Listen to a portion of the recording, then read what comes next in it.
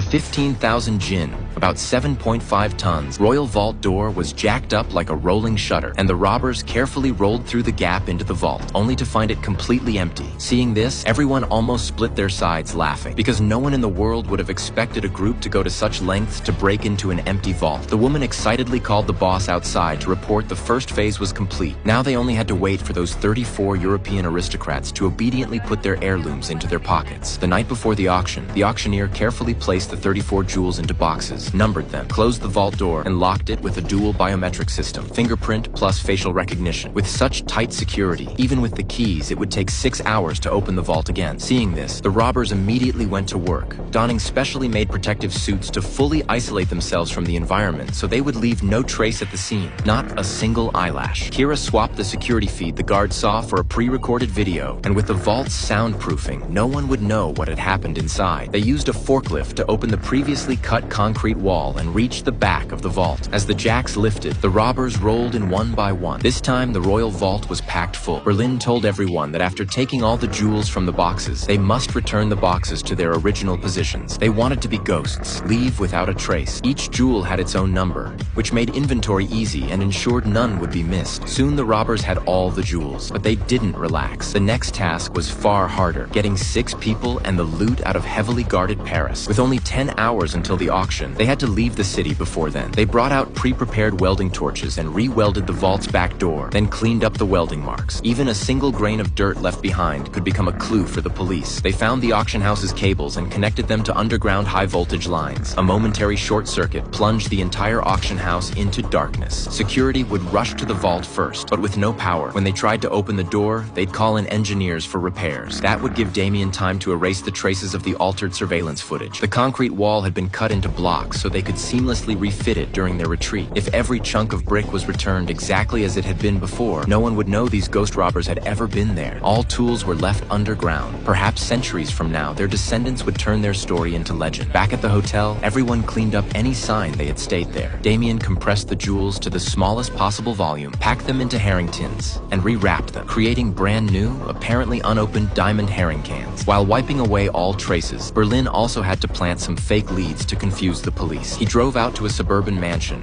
burned half of a jewel's tag, left it on a sofa, then secreted a small gem into a seam of the couch. Mission accomplished, he left the scene.